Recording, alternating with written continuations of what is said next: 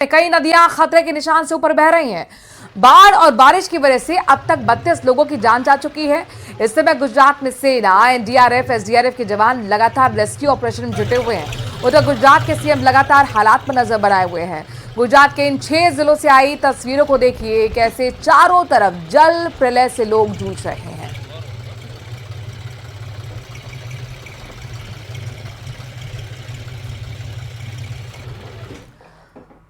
बाढ़ से जूझ रहे वडोदरा के लोगों पर एक नई मुसीबत आ गई है। वडोदरा के रिहायशी इलाकों में मगरमच्छ दिखाई देने लगे हैं। वडोदरा में एक ही रात 9 मगरमच्छ निकले। शहर के अलग अलग इलाकों से इन्हें रेस्क्यू किया गया। शहर में मगरमच्छ के आ जाने से लोगों में दहशत है। ये मगरमच्छ भारी बारिश की वजह से पानी में बहकर शहर में आ गए थे।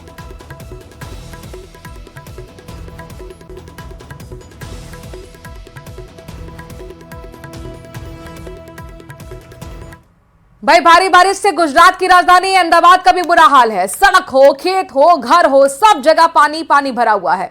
घरों में बारिश का पानी बढ़ने से लोगों का जनजीवन प्रभावित हुआ है, तो वहीं खेतों में पानी भर जाने की वजह से फसलें बर्बाद हो गई हैं।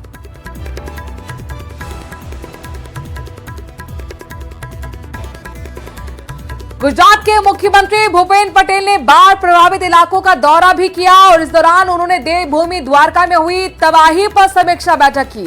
इसके साथ ही राहत बचाव के मद्देनजर उन्होंने अधिकारियों को दिशा निर्देश भी दिए।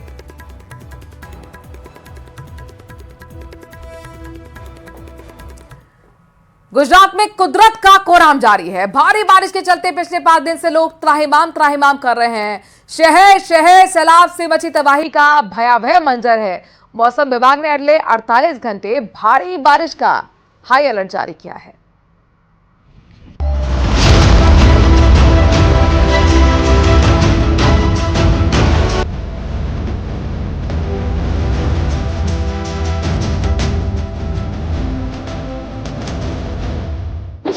गुजरात में बादल फाड़ तबाही।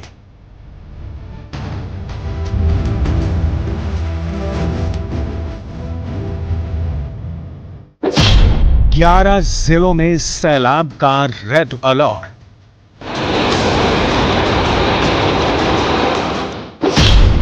18 जिलों में लोगों के लिए संकट बना सैलाब।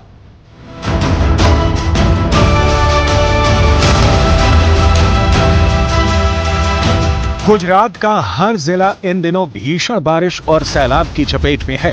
कच्छ, राजकोट, वडोदरा, द्वारका में बारिश और बाढ़ ने सबसे ज्यादा तबाही मचाई है।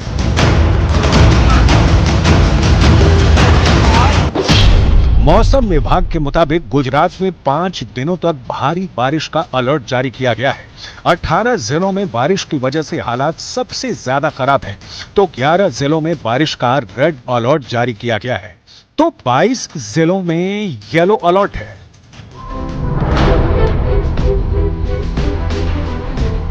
हालात ये हैं कि गुजरात के किसी भी जिले में जहां भी नजर जा रही है, वहां सिर्फ और सिर्फ पानी और सैलाब ही नजर आ रहा है। अहमदाबाद, वडोदरा, कच्छ और द्वारका में कई सड़कें जलमग्न हो चुकी हैं। इतना ही नहीं, कच्छ पर तो चक्रवाती तूफान का खतरा भी मंडरा रहा है। ऐसे लोगों को एहतियात बरतने के निर्देश दिए गए हैं। कच्छ में हुई भारी बारिश के बाद सड़कों पर पानी भर गया है।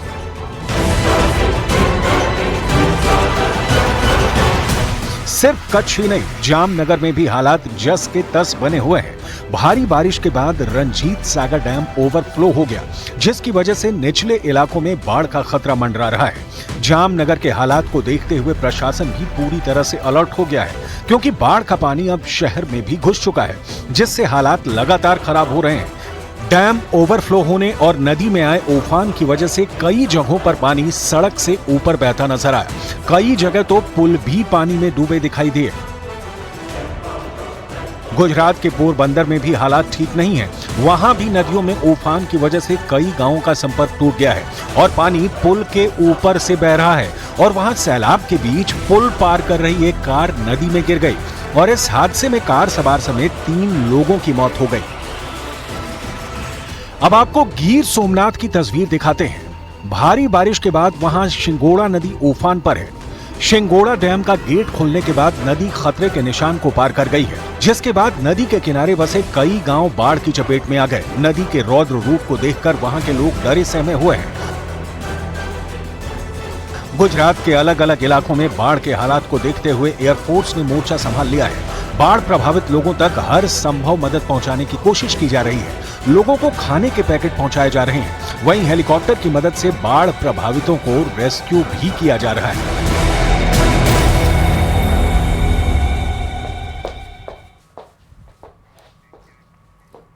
भरतपुर के कई गांव में आसमान से बरसी आफत लोगों के लिए मुसीबत का सबब बन गई है।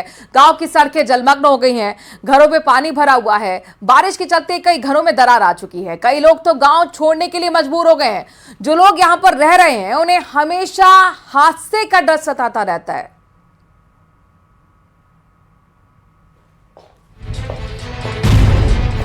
मॉनसून ने प्रदेश में जमकर कहर बरसाया है। भरतपुर के कई गांव टापू में तब्दील हो गए। हालात यहां तक की हो गए कि लोगों के घरों में पानी जमा है। लोग अपने अपने घरों में कैद हैं। ऐसी ही तस्वीर सामने आई है भरतपुर शहर से सटे गांव नंगला केवल और पीरनगर से।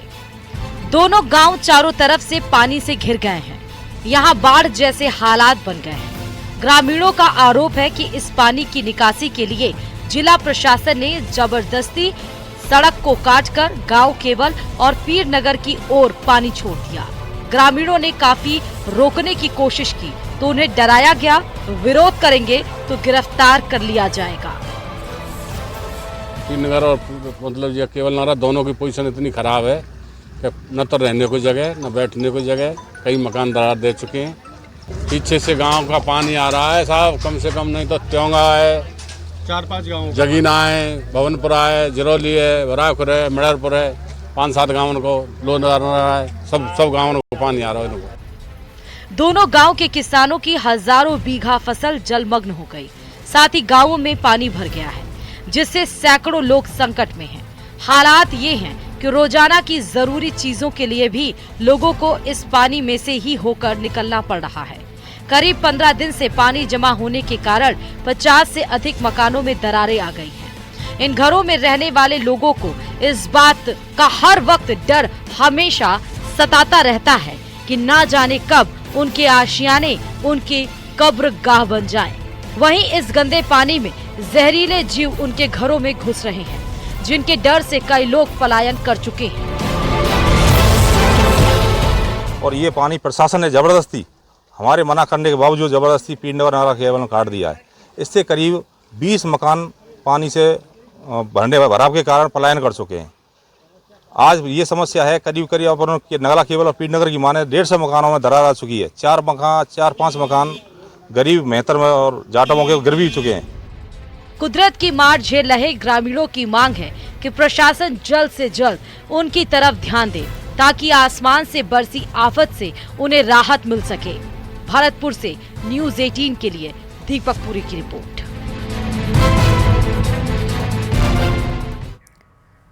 वहीं संगम नगरी प्रयागराज में एक बार फिर से गंगा और यमुना का जलस्तर तेजी से बढ़ रहा है, जिससे एक बार फिर से बाढ़ का खतरा मंडराने लगा है। जलस्तर बढ़ने से नदी किनारे रहने वाले लोगों की परेशानी बढ़ गई है।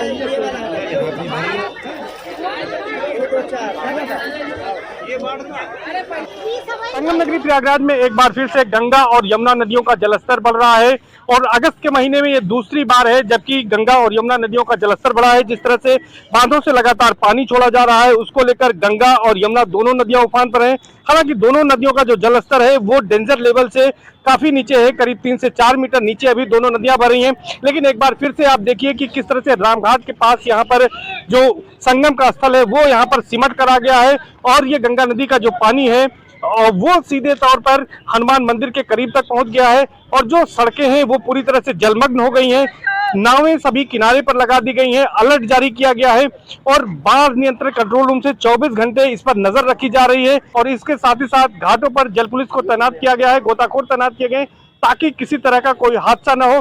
तो कुल मिलाकर ये कह सकते हैं कि गंगा और यमुना नदियां एक बार फिर से उफान पर हैं और इस पर प्रशासन की पूरी नजर है। सर्वेश दुबे, न्यूज़ 18 प्रयागराज।